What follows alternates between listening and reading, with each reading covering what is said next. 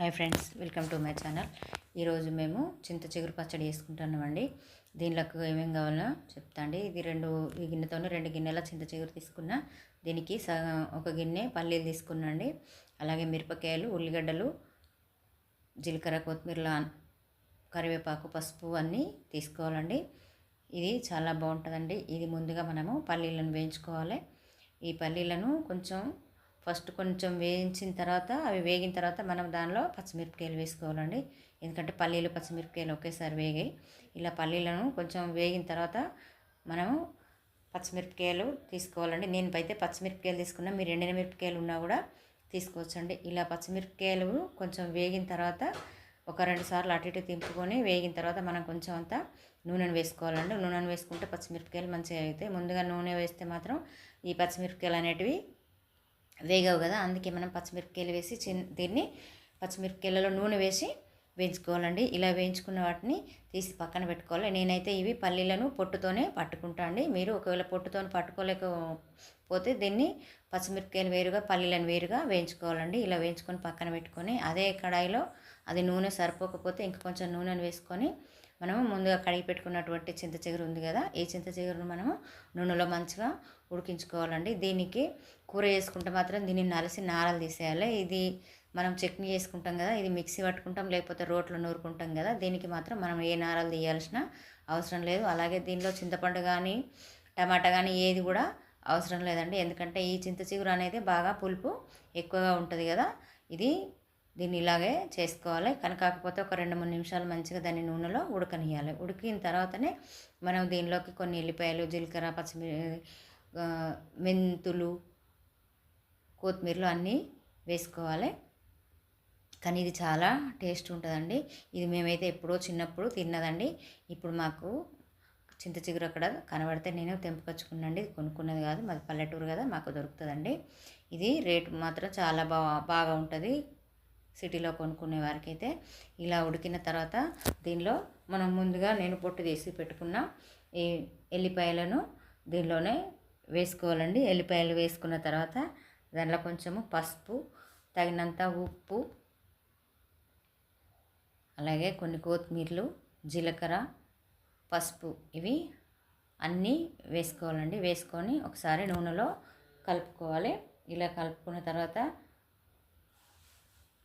దీన్ని కలుపుకొని మనం ఒకసారి మిక్సీ తిప్పుకుంటే సరిపోతుందండి. ఇది మిక్సీ తిప్పుకునే ముందు పల్లీలను మాత్రం మనము ముందుగా మిక్సీ పట్టుకోవాలి. పల్లీలు, పచ్చిమిరపకాయలు మిక్సీ పట్టుకొని పక్కన పెట్టుకున్న తర్వాతనే ఈ చింత చిగురు అనేది మనము పట్టుకోవాలండి. ఎందుకంటే దీనిలో కొంచెము ముందుగా మెదగదు కదండి, దాంట్లో కొంచెం మనం వాటర్ పోసుకోవాలి. పల్లీలు వేయించి పక్కన పెట్టుకునే ఉన్నాయి కదా, అవి ఫస్ట్ పట్టుకోవాలి. పట్టుకొని మిక్సీ ఒక్కసారి తిప్పితే సరిపోతుంది. అలాగే ఈ జీలకర్ర, కొత్తిమీరలు అన్నీ వేసినవి కూడా ఒకసారి వేరువేరుగా తిప్పుకొని మనం అన్నీ కలిపి ఒకసారి మాత్రం చేసుకోవాలి.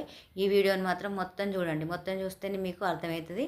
నేను దీంతో పాటు ఉల్లిగడ్డ అలాగే చింత చిగురు కూర కూడా ఎలా చేసుకున్నానో చూపిస్తానండి. మీకు నచ్చితే మీరు చేసుకొని చూడండి, చాలా బాగుంటుంది. ఈ చింత చిగురు ఉల్లిగడ్డ కూర అయితే చాలా 2-3 రోజుల వరకైనా నిల్వ ఉంటుంది. ఈ చట్నీ కూడా 4 రోజులైనా ఖరాబ్ కాదండి. మామూలుగా పల్లీల చట్నీ అయితే తొందరగా పాడవుతుంది కదా, ఈ చట్నీ మాత్రం పాడు కాదండి. ఇలా ఒకసారి మనము బరకగా మెత్తగా కాకుండా ఇలా ఒకసారి పట్టుకొని పక్కన పెట్టుకున్నామంటే దానిలో మనము ఈ చింత చిగురును కూడా వేసుకొని పట్టుకుంటే అంతే, మనకు ఈ చట్నీ అనేది రెడీ అయిపోతుందండి. ఇది ఇలా మనము పోపు వేసుకోకుండానైనా తినొచ్చు. మనం పోపు వేసుకుంటే అది మన ఇష్టం అండి. పోపు వేసుకుంటే మాత్రం చాలా మంచిగా ఉంటుంది. ఇలా మళ్ళీ ఈ చిగురును ఒకసారి మిక్సీ పట్టుకొని ఈ పల్లీల మిశ్రమాన్ని కూడా అందులో వేసుకొని ఒక్కసారి తిప్పుకుంటే సరిపోతుంది. మనకు చట్నీ అనేది రెడీ అయిపోతుందండి. కొంచెం మాత్రం నీళ్లు పోసుకోవాలి. నీళ్ళు పోసుకుంటే కొంచెం మెత్తగా పడుతుంది. నీళ్ళు పోసుకోకపోతే గట్టిగా ఉంటుంది కదా, మిక్సీ అనేది గట్టిగా తీయదు. ఇలా అయిన దాన్ని కొంచెం పోపు వేసుకోవాలండి. ఒక కడాయిలో నూనె పోసుకొని దానికి ఒక 2 ఎండిన మిరపకాయలు వేసుకొని కొంచెం మినపప్పు, జీలకర్ర, ఆవాలు ఇవన్నీ వేసుకోవాలి. మినపప్పు, శనగపప్పు వేసుకుంటే టేస్ట్ బాగుంటుందండి పోపులోకి. ఇలా ఇవి గోలిన తర్వాత మనము మిక్సీ పట్టుకున్నటువంటి ఈ మిశ్రమాన్ని ఈ మనం చింత చిగురు, పల్లీలు అన్నీ పట్టుకునేవి ఉన్నాయి కదా, దానిలో వేసుకోవాలండి. ఉల్లిపాయలు కూడా మనం మిక్సీ వేసుకుంటేనేమో మిక్సీలో వేసుకోవచ్చు, లేకపోతే మనము పోపు వేసుకున్నాక మీదకి వెళ్ళి వేసుకున్న కచ్చపక్కగా దంచుకొని వేసుకున్నా కూడా బాగుంటాయండి. అది ఎవరి ఇష్టం వాళ్ళు. నేను మాత్రం మిక్సీలోనే వేసి పట్టేసిన. దీన్ని ఇలా కలుపుకొని మనం ఆ చట్నీని పోపు గోలిన తర్వాత కొంచెం పసుపు అలాగే కల్యమాకును కూడా వేసుకోవాలి. కల్యమాకు వేస్తే మంచి టేస్ట్ వస్తుంది. అలాగే కొంచెం మనం కలర్ కోసం పసుపును కూడా వేసుకోవాలి. ముందుగా వేసుకున్నాం కానీ ఇలా పోపులో వేస్తే మంచి కలర్ వస్తుంది. అది చాలా బాగా కనబడుతుంది. ఇలా మనం అన్ని మిశ్రమాన్ని దీనిలో వేసుకొని కలుపుకుంటే మనకు చింత చిగురు చట్నీ రెడీ అయిందండి. ఇది అన్నంలోకైనా, పూరీలో, చపాతీలోకైనా, దోశలకైనా, ఇడ్లీకైనా చాలా బాగుంటుందండి. మీరు ఎప్పుడు మనం తెచ్చుకొని ఒకసారి చేసుకొని చూడండి ఎలా ఉంటుందో టేస్ట్. ఒకసారి కామెంట్ బాక్స్లో మాకు కామెంట్ చేయండి. ఇది మాత్రం 2-3 రోజులైనా ఖరాబ్ కాదండి. ఇది పల్లీలైనా మనకు ఉంటుందండి. మనం మామూలుగా పల్లీల చట్నీ చేసుకుంటే ఒక రోజుకి ఖరాబ్ అయిపోతుంది కదా, ఇది అలా పాడు కాదండి. అంతే, మనకు చింత చిగురు చట్నీ రెడీ అయిందండి. అలాగే ఈ ఉల్లిపాయలు చింత చిగురు కూడా కూర చేసిందండి, చాలా బాగుంది. ఇలా దీనికి మాత్రం మనము ఈ చింత చిగురు అనేదాన్ని మంచిగా వేళ్ళతోని నలుపుకోవాలండి. నలుపుకుంటే పొడి పొడిగా అవుతుంది. ఇలా పొడి పొడిగా అయిన దాన్ని ఈ నారలు మాత్రము ఉంచొద్దు. నారలు ఉంచితే మనకంతా కర్రీలో కూరలోకి బాగుండదు. ఇలా నారలన్నీ వేసుకోవాలండి. అరచేతిలో వేసి నలుసుకుంటే ఇలా మంచి పొడి పొడి అవుతుంది. ఈ పొడి పొడి అయిన దాన్ని మనము ఈ ఉల్లిగడ్డలతో వేసి వండుకుంటే చాలా బాగుంటుంది. మనము పోపు వేసుకొని దాంట్లో కొంచెం జీలకర్ర, ఆవాలు మామూలుగా అన్ని కర్రీలోకి వేసుకున్నట్టే వేసుకొని, నేనైతే పచ్చిమిరపకాయలు తీసుకోలేదు, నేను ఎండిన మిరప్పొడి మాత్రమే తీసుకున్నా. ఇలా పోపు వేసుకున్న ఉల్లిపాయలు కొంచెం నూనెలో ఉడకనియాలి.